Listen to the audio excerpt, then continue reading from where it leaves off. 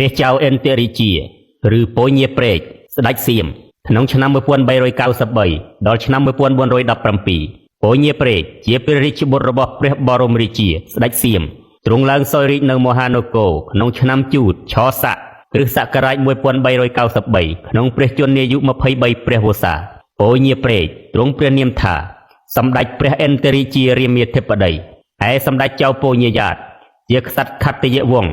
ដែលស្ដេចចេញរួចពីចំណោមសៀមហើយរត់จากព្រះនគរទៅនោះព្រះអង្គទៅបញ្ចុះបញ្ចូលមន្ត្រីរាជប្រជាបានជាច្រើនទ្រង់ព្រះចិន្តារកទីជ័យភូមិឋានដែលនឹងតាំងជាក្បួនទ័ពសពទីកន្លែងតែមិនបានសោះបន្ទាប់មកទ្រង់យល់ថាទួលបាសានក្នុងស្រុកស្រីសន្ធោសពថ្ងៃនេះគួរតាំងជាបន្ទាយមាំមួនបានលុះមន្ត្រីគ្រប់ក្រុមយល់ព្រមហើយស្ដេចក៏លើកទ័ពទៅតាំងបន្ទាយនៅទួលបាសាននោះហើយអស់ប្រជានុរាខេត្តក្រៅទាំងប៉ុន្មានដែលបានឮដំណឹងថាសម្ដេចចៅពញាយ៉ាតស្ដេចយាងមកតាំងទីបន្ទាយនៅទួលបាសានហើយក៏នាំគ្នាមកចុះចូលគ្រប់ខេត្តចំណេកាលក្រោយមកព្រះបរមបពិតស្ដេចត្រាស់ប្រឹក្សារោគមនុស្សឯណា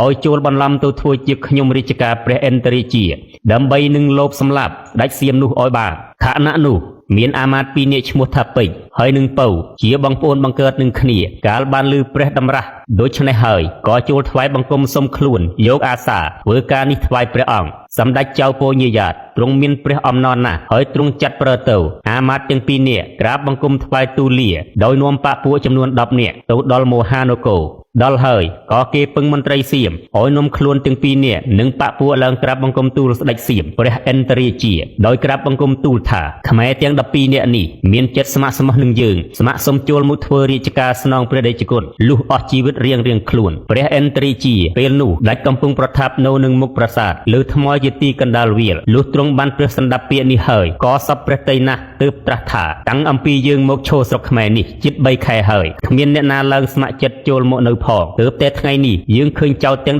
12នាក់មករកយើងឲ្យរង្វាន់ចៅឲ្យដល់ចិត្តទ្រង់ត្រាស់ហើយទ្រង់ព្រះសម្រួលបង្គាប់មុខងារព្រះឃ្លាំងឲ្យយកសម្ពុតខោអាវមកប្រទានឯនាយមហាម៉ាតទាំងពីរនាក់ពេលនោះក៏ក្រាបថ្វាយបង្គំខិតចូលចិត្តទៅហើយលូកកំបិតស្នៀតដែលចងនឹងភ្នួងសក់នោះស្ទុះទៅចាក់ព្រះអិនតេរីជាត្រូវព្រះអោសមួយកំបិតព្រះចៅព្រះអិនតេរីជាត្រេកថាឲ្យចាប់បានតែមួយព្រះអោសប៉ុណ្ណោះក៏ដួលសុគតទៅខណៈនោះអស់ពួកទាហានរក្សាព្រះអង្គស្ទុះព្រមគ្នាចូលមកចោមចាប់កាប់សម្លាប់មហាម៉ាតទាំងពីរនិងបពួកទាំង10នាក់នោះមហាម៉ាតទាំងពីរនិងបពួកទាំង10ក៏នាំគ្នាស្ទុះទៅចាប់យកគ្រឿងសាស្ត្រាវុធពីក្រុមរក្សាព្រះអង្គនោះចូលតដៃប្រថុយជីវិតកាប់សម្លាប់មន្ត្រីនិងសេនាទាហានសៀមបានជាង100នាក់ឯមហាម៉ាតទាំង12នាក់ដោយអស់កម្លាំងពេកដោយហេតុថាទាហានសៀមច្រើនលើសលោពេកនឹងតស៊ូទៅទៀតពុំបានសៀមក៏សម្លាប់អ្នកទាំង12នាក់ក្នុងខណៈនោះទៅចំណែកឯព្រះពញាយ៉ាតដែលកំពុងរងចាំក្រោយពីបានដំណឹងនោះក៏លើកទ័ពសម្រុកចូលរាជធានីហើយវាយរំដោះបានរាជធានីអង្គរវិញនៅឆ្នាំ1417បន្ទាប់មក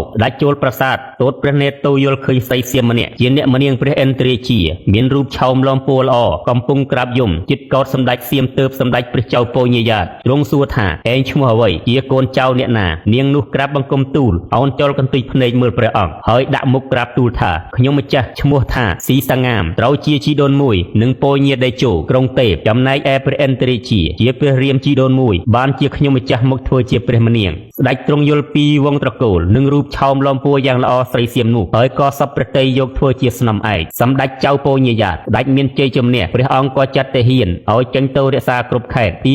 តីជាមាំមួនបន្ទាប់មកនាម៉ឺនសពមុខមន្ត្រីនិងព្រះរាជវង្សានុវង្សបានយាងសម្ដេចព្រះចៅពញាយ៉ាតឲ្យឡើងសោយរាជសម្បត្តិជាបន្តមកព្រះបាទពញាយ៉ាតឆ្នាំ